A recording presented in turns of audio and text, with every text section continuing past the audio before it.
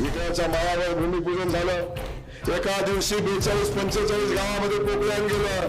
जवळजवळ 18 किलोमीटरच्या पायपा त्या ठिकाणी उभ्या होत्या. आणि आपला मायलीचा भाग महाभाग म्हटला. त्या गाडीत बसलेल्या पायपा आता कुठं दिसत नाही. गाडीतल्या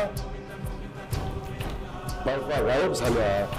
वरकॉर्डर कुठं आहे मला अजून कळत नाही. भाऊसाहेबांच्या पोटी असं जन्माला आलेच कसे.